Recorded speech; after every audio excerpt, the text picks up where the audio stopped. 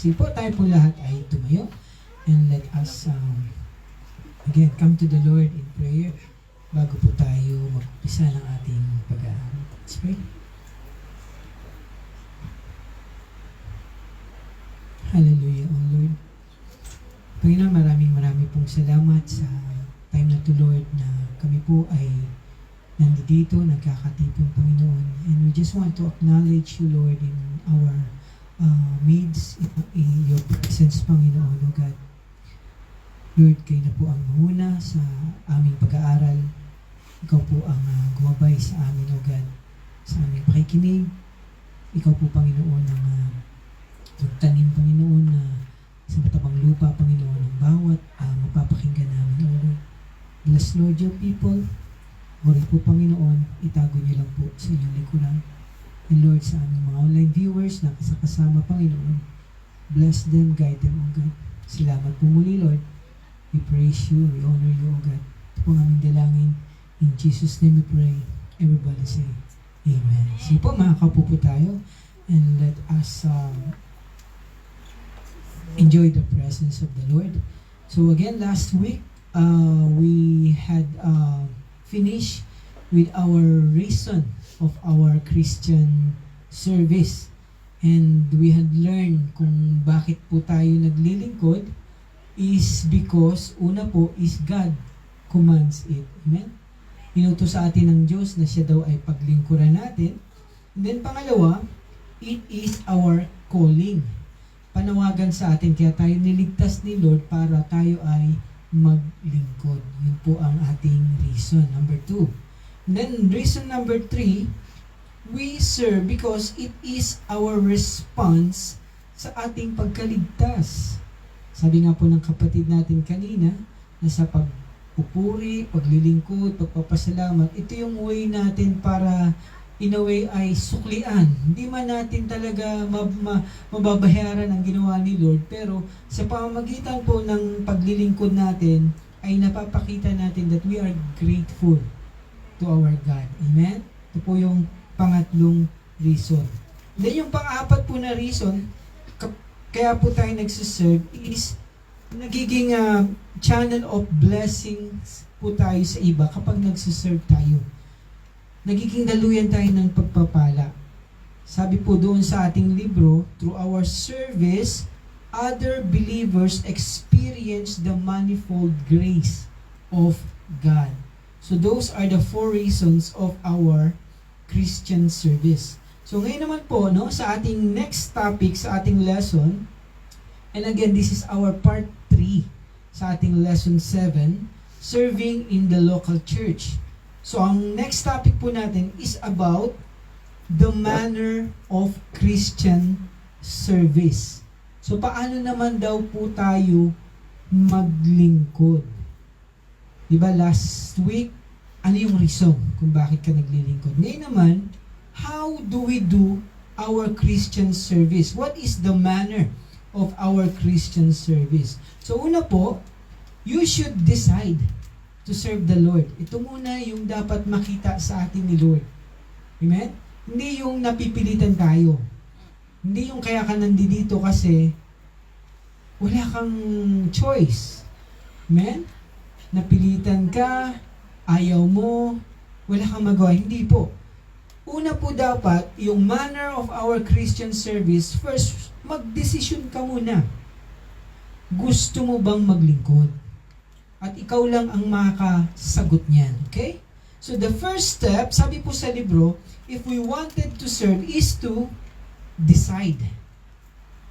Sabi po sa book, we should say to the Lord, God, kinakausap mo si Lord, sabi, di po ba? Sabi nga po ng ating Panginoon, sino kayo na dito ang gusto maglingkod? Tataas mo yung kamay mo, sasabihin mo, ako po, ilista niyo po ako, Lord. Count me in. I want to serve you in the church. So until we make this resolution, we will never serve. Hanggat hindi mo ito sinasabi o pinagdidesisyonan sa iyong sarili, hindi ka po talaga makakapaglingkod. So ano po yung sabi ni Joshua nung kinausap siya ng mga Israelita? challenge po ni Joshua sila sa paglilingkod sa Diyos. Sabi niya po sa Joshua chapter 24:15, sabi po niya, and if it is evil in your eyes to serve the Lord. Tingnan niyo po, no, kung nanamnamin natin, bakit nasasabi ni Joshua ito? Kasi siguro nakikita niya na para bang hindi ganun bukal sa loob ng mga Israelita na maglingkod talaga sa Panginoon. Sa dami-dami ng pinakita na ng himala ng Diyos sa kanila, para bang sinabi pa ni Joshua, sa tingin ninyo kung yan ba, masama ba ang maglingkod sa Panginoon? Sabi niya, if it is evil in your eyes to serve the Lord, choose this day whom you will serve. Talagang magde-decide ka talaga. Hindi po pwedeng nasa gitna ka lang. You need to decide kung magsiserve ka o hindi. Wala pong neutral na choice. Kaya sabi po niya, choose this day whom you will serve, whether the gods your fathers served in the region beyond the river, or the gods of the Amorites in whose land you dwell. Tapos ito nga po, no, yung famous passage na lagi nating naririnig at gusto nating maging memory verse sa ating family. Sabi po niya, but as for me and my house, we will serve the Lord. Kayo, kung ano yung gusto ninyo. Kung yung mga Diyos-Diyosan na nakilala nyo dati, na na-experience nyo dati, pero ngayon nakakilala na kayo kung sino ang totoong Diyos, then choose kung siya ba talaga ang gusto nyo paglingkuran. Pero kami, sa akin, sa loob ng pamamahay namin, sa family ko, we will serve the Lord, sabi po ni Joshua. So, gayon din po tayo, no? So, involvement in Christian service is a personal decision. Ano man daw po yung challenges na po pwede nating harapin, at lahat naman tayo naka-experience ng challenges sa paglilingkod. Okay? Siguro kung di mo pa na-experience, ma-experience mo yan in a later time. Okay? So sabi po doon, kahit na anumang challenges yan, it's still a privilege kapag tayo ay naglilingkod. Kaya nga sa umpisa pa lang, take mo na yung challenge na yan. Kasi umpisa pa lang, alam mo na ito ay pribilehiyo. Hindi lahat ay naka-experience ng ganito. Ang dami-dami po na kung makikita lang nila yung yaman ng paglilingkod pala, baka mauubos yung gagawin natin. Kasi instead na ikaw ang gagawa, meron ng kukuha niyan. Kasi po nakikita nila, ganun pala, no? Kasi po, sabi dito, kung ayaw po ng iba, pero ikaw gusto mo, then you have to decide kung maglilingkod ka kay Lord. Okay? So, commitment po natin yan kay Lord. And then, alam natin, hindi naman tayo pababayaan ni Lord kapag tayo ay nagpagamit. Sa tingin niyo po ba, kapag tinawag ka ni Lord, hindi ipoprovide ni Lord yung mga gagamitin mo para sa paglilingkod mo sa Kanya? Hindi po. Si Lord po ang tumawag sa atin, kaya siya rin yung mag-i-equip sa atin kung paano tayo mag-serve sa Kanya. Okay? So, the book says, if your friends refuse, di po ba, minsan, nadadala lang tayo ng kaibigan natin. Di po ba? Gusto mong, sa loob mo, gusto mong maglingkod, pero yung iba ayaw. So, instead na sundin mo yung kalooban mo na gusto mong maglingkod, nahahata ka tuloy. Amen? Kasi para bang gusto mong makisama sa kanila eh. So sabi dito, if your friends refuse to serve God, then it should not stop you from serving. If those who were Christians before you have not yet committed themselves to serve the Lord, then you don't need to wait for them. Make up your own mind. Minsan, dito po tayo nasusubukan. Yung gawain na natitigil or nadidelay kasi po, hindi natin ginagawa. Amen? We do not make our own mind. Kasi naghihintayan tayo eh. Diba? Masarap, lahat tayo nagtutulungan. Pero kung ayaw naman ng iba na sumama, wag na tayong papigil. Okay? Kasi magagawa mo rin naman yan. Matagal nga lang, pero ang mahalaga, nagawa mo. Okay? So, Those who are gifted with the gift of exhortation should not wait till an official ministry is formed before they serve. Okay? Yung magaling ka palang sa teaching, yun palang gift mo. Hihintayin mo ba yung mga, magkaroon muna tayo ng committee, kung sino yung pipiliin natin na magturo, ikaw na gagamit mo na yung gift mo sa pagtuturo, okay? So those who are gifted with the gift of help should not wait till they are asked for help. Kung magaling kang mag-serve, tapos inihintay mo pa na pwede ba, di po ba minsan na-experience na natin ito Alam natin yung gift, pero para bang hihintay mo pa na i-acknowledge. Amen? Kaya minsan tuloy, ay nadadala tayo ng yung po bang oras ay nasasayang. Okay? Siyempre, mahirap talaga pagka konti lang ang nag-involve. Pero kung wala naman mag-involve, sabi nga ni Lord, baka gumalaw yung mga bato para siya ay paglingkuran, awitan, purihin. Okay? Nakakahiya po yun para sa atin na tayo ay ginawa sa wangis niya. Okay? So, those who are gifted with teaching should not wait till a cell or Bible study group is given to them. Those who are married should not wait for their partners to serve before they decide to serve. Okay? So, ito rin daw po, minsan sa mag-asawa, nakikita nila na pwede naman tayo maglingkod, i-commit natin yung family natin, yung sarili natin sa paglilingkod kay Lord, naghihintayan pa daw kayo kung okay ba to sa asawa ko. Alam mo naman, wala namang masama maglingkod kay God. Di po ba? Alam mo naman, hindi tayo talo kapag naglingkod tayo kay Lord. Di po ba? So, hindi mo na kailangan hingin yung para bang pag naglingkod ka, ako okay ba to sa asawa ko? Diba? Para pong kailangan lang natin pag-isipan ng mabuti. So, though it is perfect, if both are already serving, that is a perfect. Kasi nga, biro mo, in unity kayo bilang mag-asawa na naglilingkod kay Lord. Pero minsan, di maiwasan na yung isa pwedeng against kasi ayaw niya na, bakit ka nandiyan? Ayaw niya kasi hindi naman maybe dating ganun yung ginagawa nila, di ba? Hindi yun yung pananampalataya nila dati. Okay? Pero sabi nito, though it is perfect if both are already serving, but it's not necessary. The decision to serve is a personal decision. Kung ayaw ng asawa mo, kung ayaw ng kaibigan mo, pero ikaw gusto mo, then you have to decide. Okay? So, pangalawang manner po, or way na natin when we are serving. Serve according to your gifts. Kailangan alam mo kung ano yung ability mo. Yung gift na binigay sa'yo. Alam mo kung saan daw tayo magaling. Then use that gift for serving. Okay?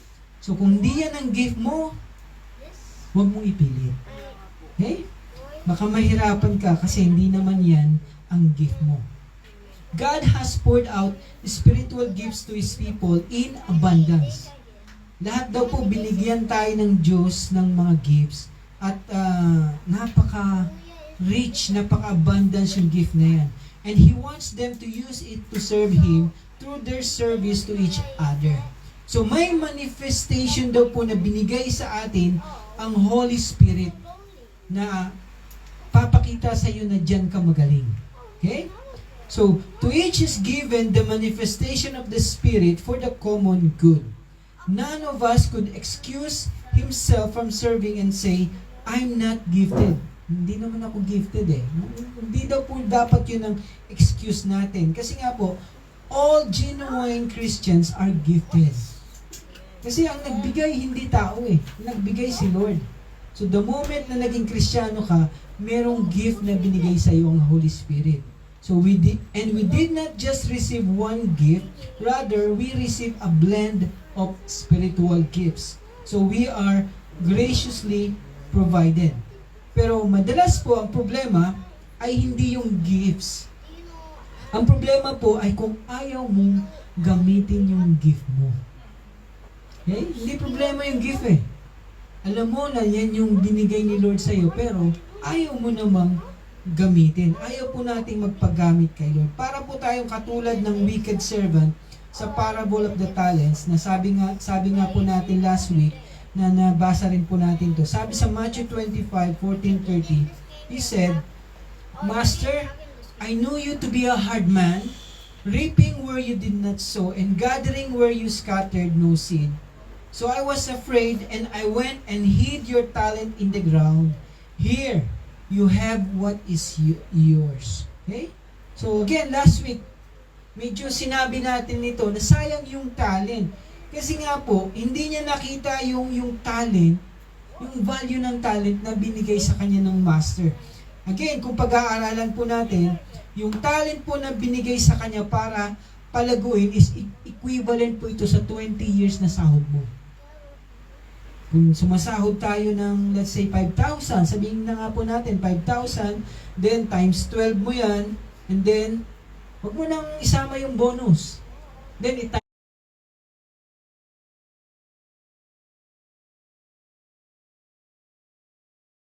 20 mo. Magkano po yun? 1,200,000 patakas. Binigay sa'yo ng amo mo, 1,200,000 patakas. Sabi niya, palaguin mo to, pwede mong i-business, pwede mong ilagay sa investment para kumita. Ganun po yung picture ng talent na binigay po sa atin ng Diyos. Kaya nga po, lahat daw po tayo binigyan ng capacity to serve. Pero sinayang lang po ng lazy servant. Yung iniwan sa kanya ng master niya, 1.2 million patakas, times 7 mo, 8.4 million pesos. Tanya po, no? Binaon niya lang sa lupa. Kaya magagalit talaga yung master. Kaya nga sabi niya, kung binangko mo yan, nagka-interest pa yan. Yung 8 million na yan, kahit libo yung interest niyan, hindi kita pagagalitan. At least, tumubo yung talent na iniwan ko sa iyo. Okay? So, God has graciously and abundantly gifted every member of His church, and this is the wonder of Christian service. God does not require us to serve in any form or area of Christian service where He has not gifted us. Hindi ka naman pinipilit ni Lord sa mga bagay na alam niya na hindi mo talent. Okay? Hindi yun ang binigay niyang gift sa iyo. Okay? So the service that He expects from us is according to our spiritual giftedness. Sabi po sa ating passage, whoever speaks as one who speaks oracles of God, whoever serves as one who serves by the strength of God, that God supplies. No? 1 Peter 4:11. Sabi nga po, for as in one body we have many members, and the members do not all have the same function. So we, though many, are one body in Christ, and individually members one of another. Having gifts that differ according to the grace given to us, let us use them. If prophecy, in proportion to our faith. If service, in our serving. The one who teaches, in his teaching. And the one who exhorts, in his exhortation. The one who contributes, kung magaling ka sa giving, in generosity. Then, the one who leads with zeal, kung give mo yan, ikaw ay nagli-lead. Tapos, andun yung passion mo na talagang nakikita sa iyo yung enthusiasm mo to lead. Then lead with zeal. The one who does acts of mercy with cheerfulness. Nakita niyo po, ang daming gifts. Hindi ibig sabihin isang gift. Baka mamaya lahat yan binigay sa iyo. Use it in proportion doon sa gift mo. Okay? So next po, no, sa ating manner or sa ating attitude sa paglilingkod sa ministry is that we should have a genuine concern towards the good of the people you are serving. Okay? Ibig pong sabihin nito, meron daw po tayong pagmamalasakit kapag tayo ay naglilingkod. Okay? Nakikita sa atin yung genuine na concern. Hindi po yung ayaw mo yung kasama mo sa church. Nyari. Sinasabi mo na, ay, kaya lang ako nandito ay para kay Lord. Minsan, ganun tayo no? Kaya lang naman ako nandito eh. Ayoko sa'yo pero wala akong magawa eh. Hindi daw po dapat ganun. Okay? Na para bang, ano po ba sa tingin ninyo mararamdaman nung sinabihan niyo ng ganun? Diba? Na para bang magte-thank you ba sa'yo? Oh, thank you ha. Kaya kahit ayaw mo sa akin, nandito ka. Nagsiserve ka, no? So, manlalamig po sila sa pakikisama po sa iyo. Kasi nga, hindi po pwede na pinagkaisa na po tayo ni Lord dito. We are one body dito po sa isang church. Pero, hindi nila makita o maramdaman yung pagmamalasakit mo sa kanila. Yung pagmamahal mo. Wala po tayong concern. Okay? So, kailangan, mahalaga daw po yung panatag yung loob natin sa isa't isa. Okay? Madalas, talaga, di maiwasan na magkaroon tayo ng kiskisan. Mangyayari talaga. Pero, wag nang nating patatagalin. Kasi tayo rin mismo ang may hirapan. Okay? Kailangan andun po yung pakisama natin sa bawat isa. Alam po, dapat natin o ramdam natin yung pagmamalasakitan natin sa bawat isa. Okay? Ito po yung sinabi ni Paul sa Philippians 2:20-21. Sabi po niya, "For I have no one like him." Kita niyo, commendation ni Paul, "who will be genuinely concerned for your welfare." Para bang sinasabi niya, itong kapatid na to, wala akong masabi sa kanya. Wala akong mahanap na tulad niya. Na siya concerned sa inyong lahat. Kita niyo po, ito siya sabi ni Paul, "For they all seek their own interest, not those of Jesus Christ." Yung iba kasi, ganito, yung sarili lang nila ang iniisip nila. Pero itong kapatid na to, gusto ko yung galing niya kasi iniisip niya yung kapakanan yung lahat. Paano kung lahat tayo ganun mag-isip sa bawat isa? Hindi yung kabila na iniisip lang nila yung sarili nilang interest. Paano kung lahat ganun ang iniisip? Sarili lang nila interest. Hindi, ang hirap po sa church na ganun. Okay? So, sabi ni Paul, it's like Paul is saying na, panatag ang loob ko dyan kasi nandyan si kapatid, no, sa inyo. May malasakit siya sa iyo. Hindi katulad ng iba. Siguro, kung wala yung kapatid na yon at yung pumalit ay yung iba, medyo concerned si Paul. Medyo mag-aalala si Paul. Ako, yung mga kapatiran na sila yung naiwan sa church, sila pa yung mga walang malasakit. Nakita niyo po yung heart ni Paul? So, hindi kung ano daw yung gusto ni Lord, kung ano yung gusto nila. Kaya mahalaga po yung may malasakit tayo sa ministry. Yeah? Example ko po ito, no? Madalas dito po tayo nasusubukan. Nung pinag-aaralan ko po ito, naalala ko po, no? Di po ba sa ating pagbibigay, sometimes, pagka may nangyari sa church, tapos hindi tayo nasiyahan sa gawain, ito yung una nating gagawin. Hindi mo na ako magbibigay. Di po ba? Ano bang, ano naman ang siyempre, alam naman natin na, the fact na ang ministry lahat tayo nagtutulungan dito. Pero siyempre, kung ayaw mong tumulong, talaga maapektuhan ang gawain. Di po ba? Pero, sabi nga natin, di ba, pagka ayaw nating, hinaharang natin yung blessing, the ministry talaga will suffer. Di ba, ito po yung pinag-aralan natin last week But then again, sino po ba yung naalaya natin ng pagbibigay? Di ba si Lord? So, ito po yung pinapakita din sa libro. Kaya po natin ginagawa ang paglilingkod, kinukumit natin ang buhay natin. Kasi po, when we are serving, we are giving, lahat ito ay kay Lord. Hindi naman po inaabuso ng pastor ninyo ang mga pagbibigay. Hindi naman po kayo, di po ba, sa ibang church ay talagang parang sinusumpa kapag di ka nagbigay. Hindi naman po ganun. Kasi biblically naman po tayo.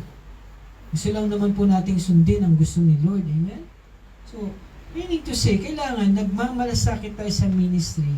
Kasi kung hindi po tayo nagmamalasakit, ay mahihirapan po talaga ang gawain. Okay? So next po, no, na dapat po nating ginagawa when we are serving in the ministry. Number 4, don't be a burden to the people you are serving. Huwag daw tayong maging pabigat. Okay? So, it's a self-examination. Ako ba, pabigat ba ako sa ginagawa ko? Tingnan niyo po, no? Sabi dito, speaking of Epaphroditus, Paul wrote, I have thought it necessary to send to you Epaphroditus, my brother and fellow worker and fellow soldier, and your messenger and minister to my need. For he has been longing for you all and has been distressed because you heard that he was ill. So dito po, nagbigay ng example si Paul. So he's talking about a man named Epaphroditus. So gusto daw po niyang ipadala ito pong si Epaphroditus sa kanila para makatulong sa gawain at pag-a-assist kay Paul. Tingnan niyo po, no? And then, ang isang purpose din po ni Epaphroditus dito is alam niya na nag-aalala silang lahat kasi nga po, nabalitaan nila na nagkasakit siya. Okay? So gusto ni Epaphroditus pumunta para hindi na kayo mag-alala, para makita ninyo na siya ay magaling na. Yun po yung purpose, kaya nagpupumilit din si Epaphroditus. Punta ako doon kasi alam ko concerned sila eh. Eh hindi pa naman uso ang text that time. yung video call hindi pa uso. By word of mouth lang, baka yung sulat pa nila taon pa bago dumating. Nakita niyo po yung history pag pag-aaralan natin to. Hindi rin mapakali si Epaphroditus. Ayaw niya maging pabigat. Kaya kahit na sabihin na nating maging kampante lang ang isipan niya, bibiyahe pa siya eh. Pupunta ako doon para lang makita nila na magaling na ako. Kita niyo po, no? Ayaw niya maging pabigat. Katulad din po ito ng Macedonian Church. Naalala niyo po, no? Kinomen ni Paul yung Macedonian Church kasi nag-iipon siya ng giving para ipadala sa Jerusalem. Pero itong Macedonian Church na talagang generous giver to, nag-suffer sila ng famine. Mahirap na kalagayan nila. Pero, nung nabalitaan nila na para bang ini-excuse muna sila ni Paul, sabi nung Macedonian, uy, wag naman Paul, kahit konti, kahit paano, magbibigay kami. So ito po yung heart ng Macedonian, kaya nga hinangaan ni Paul sila sa kanilang generosity. Out of their abundance, out of their poverty is their generosity. Sabi po doon sa Corinthians. Okay? So again, number 5, another manner or approach sa ating paglilingkod is that we should let go of your worldly conceived reputation and take the less honorable forms of service to others. Okay? Siguro po dito sa church medyo wala nito. Pero yung iba kasi, no, iba sa church, ano pong ibig sabihin nito, no? Na-assign kang cleaner. O ikaw yung tagahugas ng pinagkainan. And then, isip mo agad, teka, manager ata ako ng hotel. Gumanong ka agad sa sarili mo. Bakit ako cleaner? Bakit ako taga-uro? Si sister na lang kasambahay naman siya sa diba? Ganun yung mentality niya. Ako, ang position ko, supervisor ako. Okay, binabaan ko na. Kanina manager. No? So, hindi daw po tayo dapat ganito mag-isip. No? Sabi, the book says, in Christian service, we should be willing to lose our so-called dignity. Okay? Why is it that the first ministry consideration for many Christians is the praise and worship ministry and not the toilet maintenance? Okay? So, lagi nila yung nakatayo, nasa harap. Pwede ka naman maglingkod kahit na nasa likod ka at naglilinis ka ng toilet. Okay? So, I think it is because of the perceived honor that goes with being in front, which is not apparent when a person cleans the toilet. I'm not saying that everyone who enters the worship team has wrong intention. Sabi po ng ating pastor, no? Si Pastor June. All I'm saying is that our first preference is not the less honorable form of service. But this wrong attitude has to change. Sabi po ng ating Panginoon sa Mark 10:42-45, sabi po niya, but Jesus called them to Himself and said to them. Kita niyo po na minsan, ang sarap pong imaginein yung tinatawag na ng Panginoon. Hindi ka kayo rito, sabi siguro ni Lord.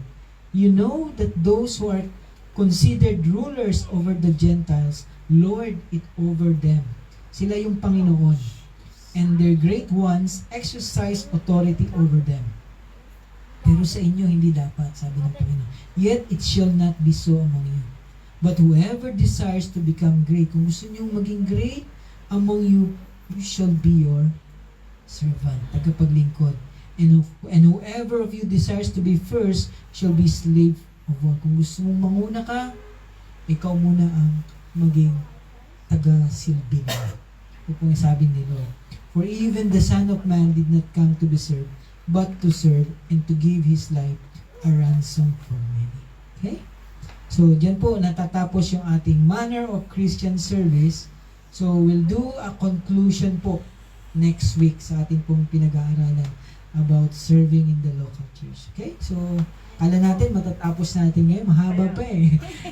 Sabi ko nga po, huwag natin madaliin to. Kung baga sa pagkain eh, matatapos na yung paborito mo eh. Hinahinay mo naman eh. Matatagalan pa yung galing ng Pilipinas pa bago tayo makapagpabili. Okay? Baka sabi na, bilan mo nga ako ng ganun. Okay? So, praying na next week po matapos po natin. Okay? So, tayo pong lahat ay tuloy. Is God. Malapit na po tayo matapos. Pero mo, lesson 7, kahit na part 4 na next week, it's worth magla-landing na tayo. Okay? Make it a smooth landing. Okay? Sige po, tayo po lahat tayo maglalagay.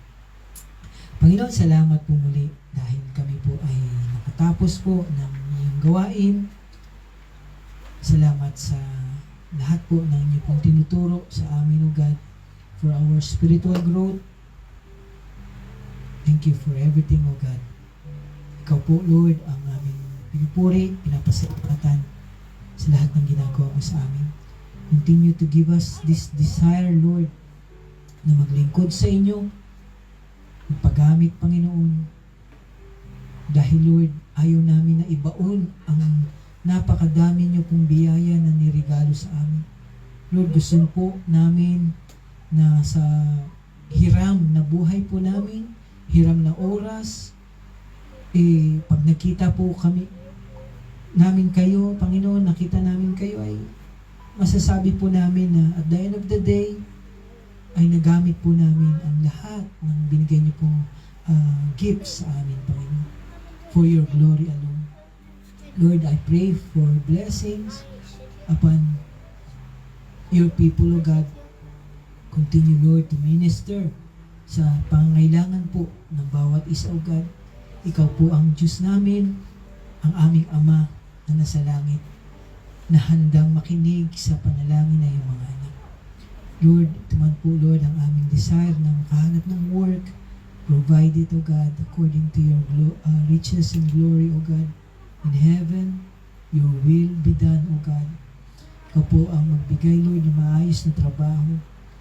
Even po, Lord, kalakasan sa trabaho, kung kami napapagod. Ikaw po, Lord, ang magpalakas, Panginoon, sa amin. Ikaw po, Lord, ang magpagaling sa lahat ng sakit at karamdaman. Yung change of weather na naman, Panginoon. Lord, protect niyo po, Panginoon, ang inyong mga anak, O God. Lord, yung mga nagpunta, Panginoon, ng Mongolia, O Lord, continue, Lord, to shower them with your favor. Favor sa kanilang amo. Favor sa kalusugan, Panginoon. Sa panibagong weather, Lord, na kanilang darat nandun, Panginoon. Ay kalakasan, Panginoon, physically, O Lord. And Lord, ikaw po, Panginoon, ang patuloy na mag-ingat sa bawat kapatiran sa Mongolia, O Lord. Lord, kami rin po, Panginoon, dito. Bless niyo po ang LWBC Macau. Ikaw po ang aming tinataas, O God. Bless niyo po ang mga gawain po ng iyong church, O Lord. Even our bishop, ikaw po magpala sa kanya, gumabay sa kanyang family. Lord, sa aming mga kapasuran, sa Norway, sa Madrid, Lord, sa UK, sa Pilipinas, Lord. Ang aming mga pastor, Panginoon, na ginamit niyo po dito sa church at nasa ibang lugar na po, sa Pilipinas, sa France, Panginoon, kayo po, Panginoon, ang mamuna sa buhay po ng bawat isa. And Lord, sa aming pong bansa, we continue to pray, Lord, our country. Lord God, we hope in you, Lord. We hope in you, Lord. Bless our country. Bless the Filipino people. Bless niyo po ang FWs, O God. Ikaw po ang tinataas namin sa aming bansa, O God. Heal our land. Lord, sa aming panandaliang pag-iwahiwalay, salamat po, Panginoon. Ingatan niyo po ang bawat isa. We give you glory, we give you praise. Ito po aming dalangin. In Jesus' name we pray. Amen. God bless po. Maraming